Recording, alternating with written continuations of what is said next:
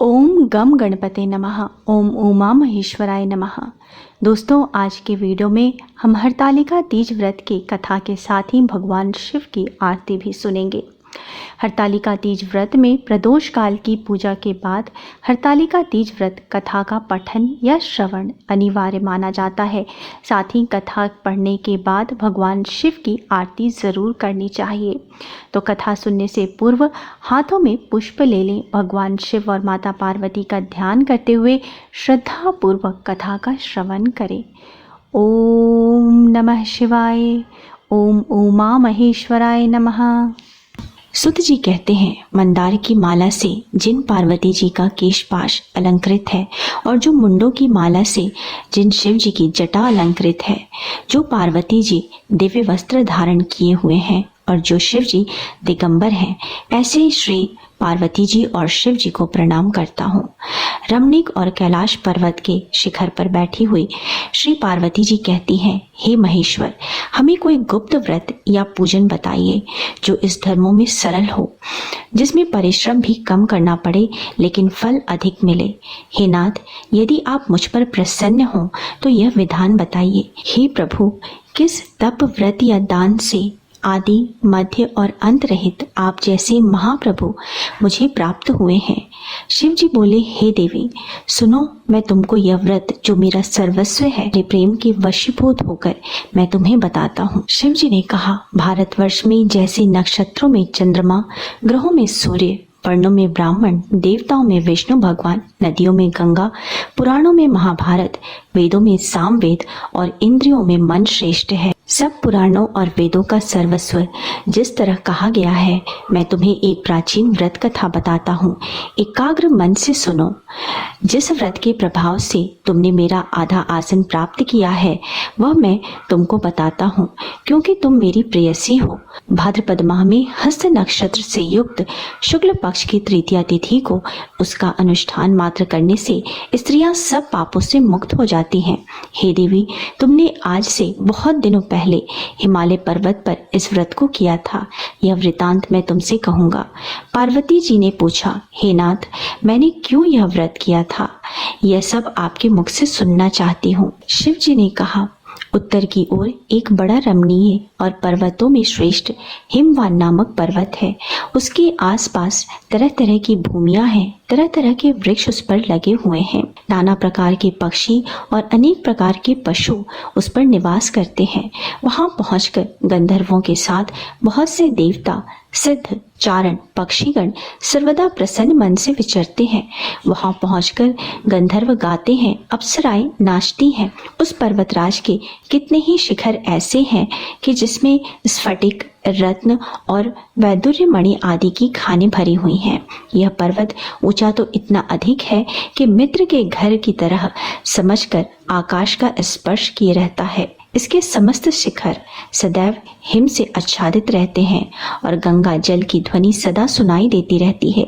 हे पार्वती, तुमने बाल्यावस्था में उसी पर्वत पर तपस्या की थी। 12 वर्ष तक तुम उल्टी टांग केवल धुआं पीकर रही। 14 वर्ष तक सूखे पत्ते खाकर रही। माघ मास में तुम जल में बैठी रहती और वैशाख की दोपहरिया में पंचाग्नि में तपती थी। श्रावण के महीने में जल बरसता तो तुम भूखी प्यासी रहकर मैदान में बैठी रहती थी। तुम्हारे पिता इस तरह के कष्ट सहन को देख करके बड़े दुखी हुए। वे चिंता में पड़ गए कि मैं अपनी कन्या किसको दूं।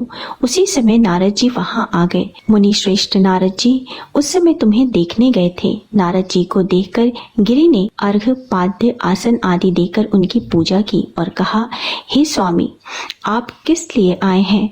मेरा अहोभाग्य, आपका आगमन मेरे लिए अच्छा है। नारद जी ने कहा, हे पर्वतराज, सुनो, मैं भगवान विष्णु का भेजा हुआ आपके पास आया हूँ। आपको चाहिए कि यह कन्या रत्न किसी योग्य वर को दे दें। भगवान विष्णु के समान योग्य वर ब्रह्मा, इंद्र और शिव इनमें से कोई भी नहीं है। इसलिए मैं यही कहूँगा कि आप अपनी कन्या भगवान विष्णु को ही दें। हिमवान ने कहा, भगवान विष्णु स्वयं मेरी कन्या ले रहे हैं और आप यह संदेश लेकर आए हैं तो मैं उन्हें अपनी कन्या अवश्य दूंगा। हिमवान की इतनी बात सुनकर मुनिराज नारद आकाश में विलीन हो गए। वे पीताम्बर, शंख, चक्र और गदाधारी भगवान विष्णु के पास पहुंचे। वहां हाथ जोड़कर नारद जी ने भगवान विष्णु से कहा, हे देव सुनिए, मैंने आपका विवाह पक्का कर दिया है। उधर हिमवान ने पार्वती के पास जाकर कहा, हे पुत्री, मैंने तुम्हें भगवान विष्णु को दे डाला है। तब पिता की बात सुनकर तुम बिना उत्तर दिए ही अपने सखी के घर चली गई। वहीं जमीन पर पड़कर तुम बड़े दुखी होती हुई विलाप करने लगी। तुम्हें इस प्रकार दुखी देख तुम्हारी सखी ने पूछा, तुम क्यों इतनी दुखी हो? इसका कारण बताओ। तुम्हारी जो कुछ इच्छा होगी मैं यथाशक्ति उसको पूरा करने की चेष्टा करूंगी, इसमें कोई संशय नहीं है। पार्वती जी बोली, मेरी जो कुछ अभिलाषा है उसे तुम प्रेम पूर्वक सुनो। मैं एकमात्र शिव जी को अपना पति बनाना चाहती हूँ, इसमें कुछ भी संशय नहीं है। मेरे इस विचार को पिताजी ने ठुकरा दिया है, इससे मैं अपने शरीर को त्याग कर दूंगी। पार्वती जी की इस बात को सुनकर सखियों ने कहा कि शरीर का त्याग न करो, चलो किसी ऐसे वन को चले जहाँ पिता को पता न चले। ऐसी सलाह कर तुम वैसे ही वन में जा पहुंची। उधर तुम्हारे पिता घर घर तुम्हें खोजने लगे, दूतों द्वारा भी खबर लेने लगे कि कौन देवता या किन्नर मेरी पुत्री को हर ले गया है। उन्होंने मन ही मन कहा, मैं नारद जी के आगे प्रतिज्ञा कर चुका हूँ कि मैं अपनी पुत्री भगवान विष्णु को दूंगा। ऐसा सोचते सोचते हिमवान मूर्छित हो गए। गिरिराज को मूर्छित देखकर सब लोग हाहाकार करते दौड़े। जब उन्हें होश आया तो सब लोग पूछने लगे कि गिरिराज, आप अपनी मूर्छा का कारण बताइए। हिमवान ने कहा, आप लोग मेरे दुख का कारण सुने। न मालूम कौन मेरी कन्या को हर ले गया है। ऐसा नहीं हुआ तो उसे किसी काले सांप ने काट लिया या सिंह खा गया है। हाय हाय, मेरी बेटी कहाँ गई? किसी दुष्ट ने मेरी पुत्री को मार डाला। ऐसा कह वह वायु के झोंके से कांपते हुए वृक्ष के समान कांपने लगे। इसके बाद हिमवान तुम्हें वन वन खोजने लगे।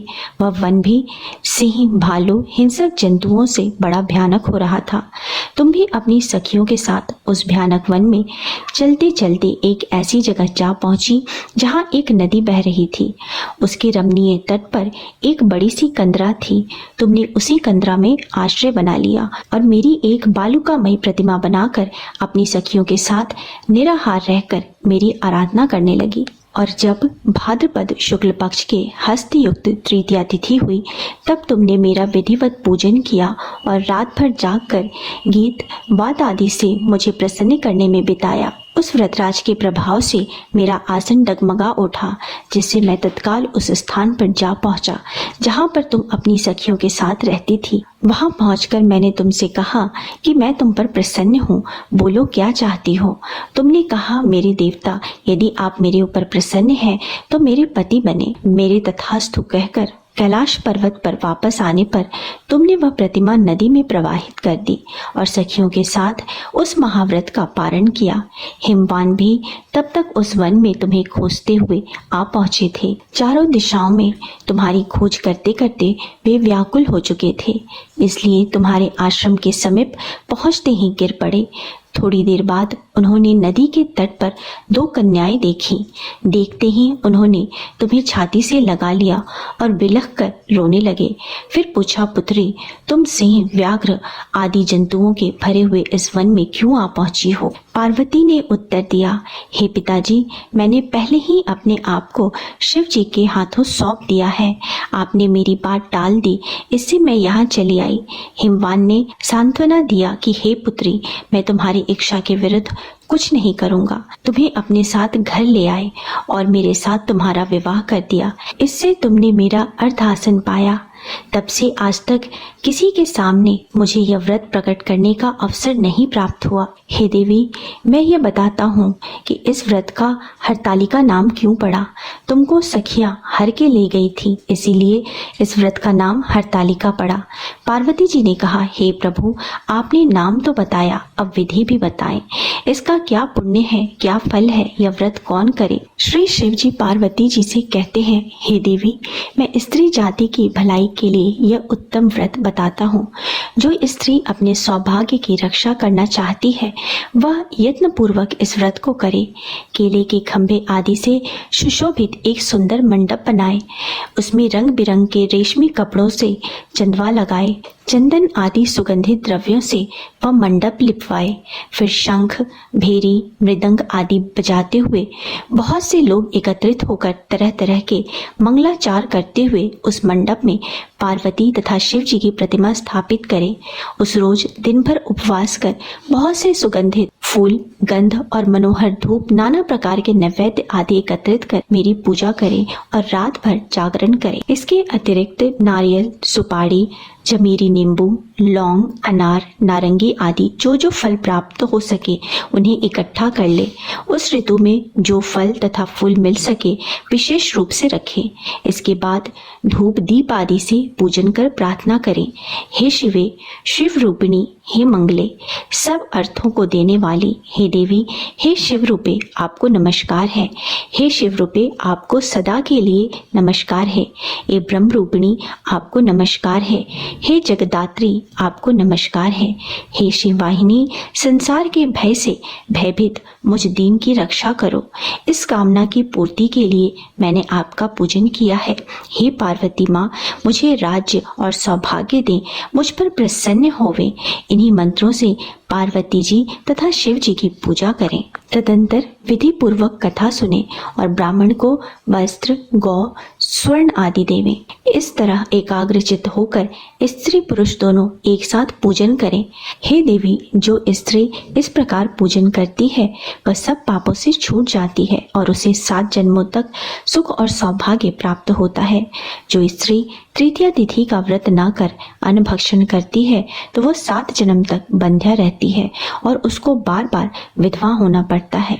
वह सदा दरिद्री, पुत्र शोक से शोकायुक्त स्वभाव की लड़ाकन, सदा दुख भोगने वाली होती है और उपवास न करने वाली स्त्री अंत में घोर नरक को जाती है। मांसाहार करने वाली बाघिन, दही खाने वाली बिल्ली, मिठाई खाने वाली चींटी और सब खाने वाली मक्खी होती है। तीज को अन्न खाने से शुक्री, फल खाने से बंदरिया, पानी पीने से जोंक, दूध पीने से सापन, उस रोज सोने से अजगरी और पति को धोखा देने से मुर्गी होती है। इसलिए हर स्त्री को यह व्रत अवश्य करना चाहिए। दूसरे दिन सुवर्ण, चांदी, तांबा अथवा बांस के पात्र में अन्न भरकर ब्राह्मण को दान दे और पारण करे। जो स्त्री इस प्रकार व्रत करती है वह मेरे समान पति को प्राप्त करती है और जब वह मरने लगती है तो उसको तुम्हारे समान रूप प्राप्त होता है। उसे सब प्रकार के सांसारिक भोग और सायुज्य मुक्ति मिल जाती है।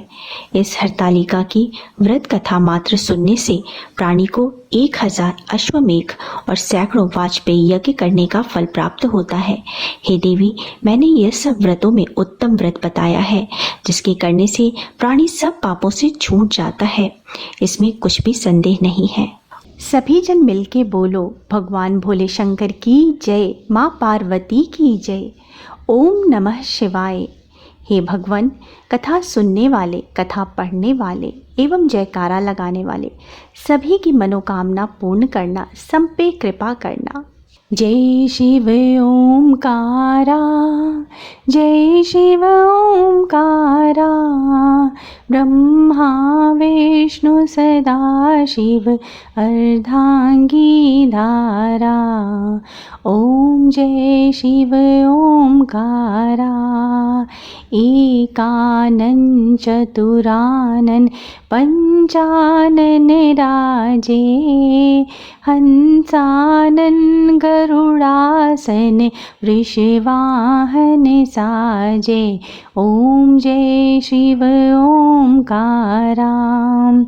दो भुजा चार चतुर्भुज, 10 भुज अति सोहे, त्रिगुण रूप रूप निरखता त्रिभुवन जन मोहे। ओम जय शिव ओमकारा।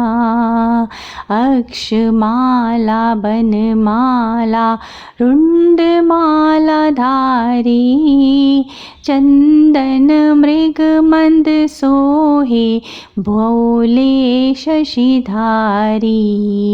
ओम जय शिव ओमकारा।